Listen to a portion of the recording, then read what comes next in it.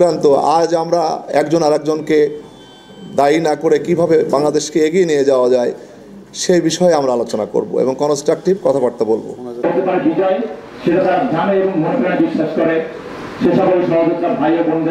সেই সাথে তারা জনগণের পুলিশ হয়ে কাজ করবেন।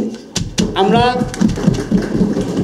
বাংলাদেশে যে পুলিশি ব্যবস্থাটা চালু আছে, এই পুলিশি ব্যবস্থাটা কিন্তু একটি কলোনিয়াল ব্যবস্থা। আমাদের এই আন্দোলন কাদের জন্য ছিল? আমাদের আন্দোলনের স্টেক হোল্ডার কারা? যাবৎ এটা সবাই হয়তো মানবে যে স্বৈরাচারী একটা সরকার ছিল, যেই কারণে যে মুগ্ধ, আবু সাইদ এবং রাফির আত্মত্যাগ, পুলিশ কিভাবে আবার মাঠে নামতে পারে সেই বিষয়ে কথা বলতে। তো আমি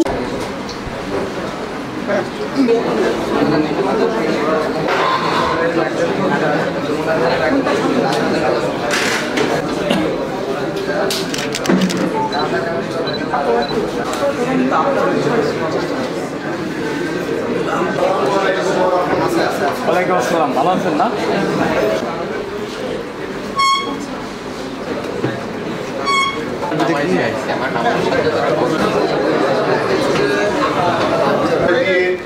জনগণের পুলিশ হয়ে কাজ করবে।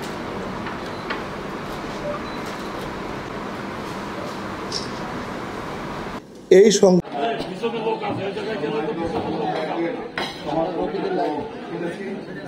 এবং প্রত্যেকটা বক্তব্যই আমি কিন্তু নাম ভিত্তিক লিখে দিয়েছি।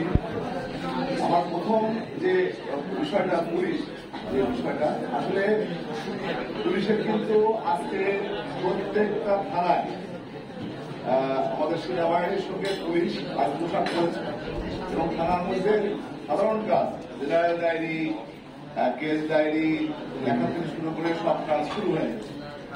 আমরা আশা করছি যে আগামীকাল থেকে থানা পরিষ্কার করা হয়ে যাবে। আর রাত্রে আমরা যতদূর সংবাদ পেয়েছি যে সম্মানিত প্রধান উপদেষ্টা বা তার উপদেষ্টাদের মধ্যে থেকে, মাননীয় উপদেষ্টাদের মধ্যে থেকে রাজাবা পুলিশ লাইনে গেলেই এই সমস্যার সমাধান রাজাবা কেন্দ্রিক থেকে কেন্দ্রীয় সিদ্ধান্ত হলে তখন আমরা হয়তো কাল পরশুর মধ্যে আমরা আশা করতেছি যে ট্রাফিক পুলিশ সহ সব পুলিশ তখন রাস্তায় নামবে। এবং আমি কথা দিচ্ছি যে প্রথম দিকে অবশ্যই আপনারা যারা মাঠে আছেন তাদের নিয়েই আমরা কাজ করব। তার কারণ হচ্ছে যে যাদের আপনাদের কাছে শিক্ষণীয় আমাদের অনেক, আমি নিজের তো একদিনে কিন্তু অনেক পুলিশ সদস্য ভয়ে ভিতরে ছিল, কিন্তু আমি কিন্তু একদিনের ভিতরে ছিলাম, সবসময় পদে থেকে কাজে দেখেছি যে আমাদের বাচ্চারা, আমাদের সন্তানেরা কত সুন্দরভাবে ট্রাফিক বন্ধ করেছে, কত সুন্দরভাবে মানুষের যে কোনো জায়গায় অভিযোগ হলে তাৎক্ষণিকভাবে অন দ্য স্পট হ্রাস করেছে।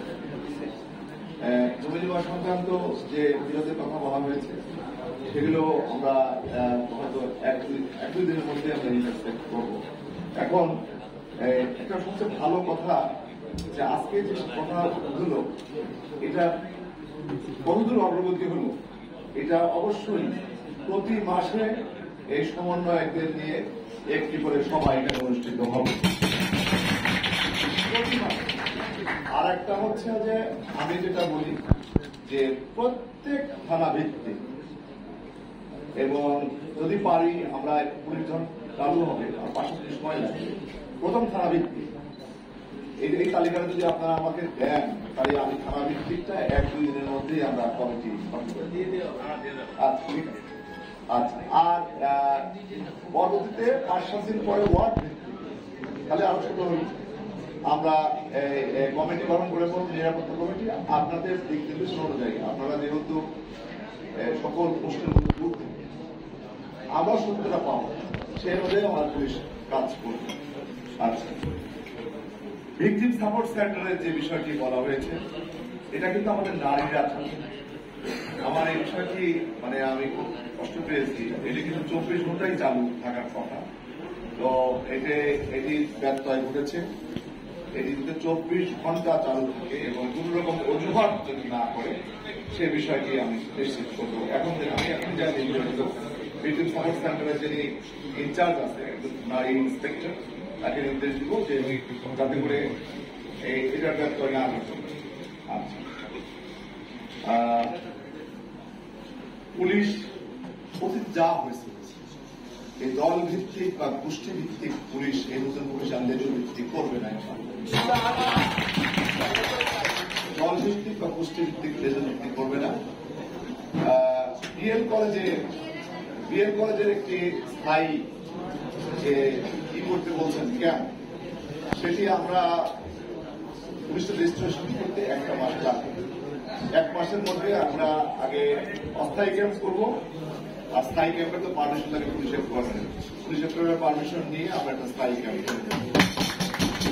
1 মাস পরে অস্থায়ী ক্যাম্প, এরপর এটা স্থায়ী হলে হবে কি পরে তারা ওই খুলনা বিশ্ববিদ্যালয়ের ভিতরে যাওয়ার নিরাপত্তার জন্য আছে এরকম একটা ব্যবস্থাপনা বিশ্ববিদ্যালয় অথরিটিকে আমাদের দিতে হবে, জায়গা দিতে হবে। না দিলে তো আমরা অন্যের জায়গায় তো করা যায় না, আইনগত কঠিনতা।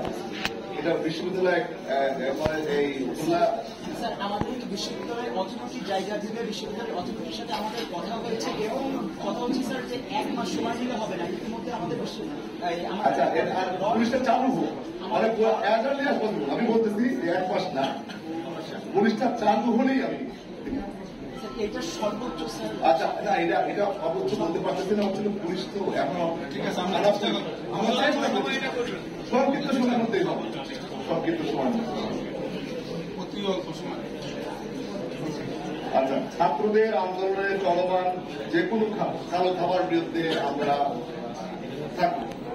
ছাত্রদের এবং যারা এই সময় আইন শৃঙ্খলা যারা ললেসনেস করতেছে, সে যে দলেরই হোক না কেন, আমরা আপনাদের সঙ্গে থেকে নির্মমভাবে তাদের বিরুদ্ধে ব্যবস্থা নেব।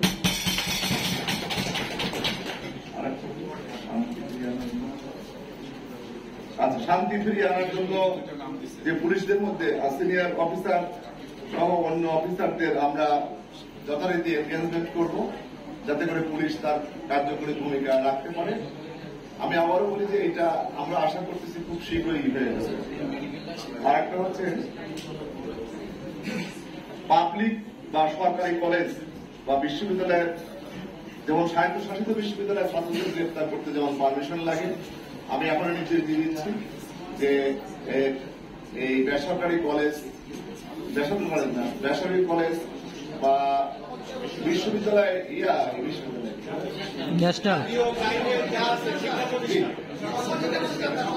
সরকারি প্রতিষ্ঠান বা বেসরকারি বিশ্ববিদ্যালয় বা বিএড কলেজের মতো যেসব প্রতিষ্ঠান আছে, এসব শিক্ষার্থীও না, তাদের গ্রেফতার করতে হলে, যদি অন্যায় করে গ্রেফতার করতে হলে আমরা সংশ্লিষ্ট কলেজের প্রিন্সিপাল যে আছে বা প্রিন্সিপালের কাছ থেকে যে প্রদত্ত আছে তাদের সাথে আমরা নিয়ে আমরা ব্যবস্থা নিই।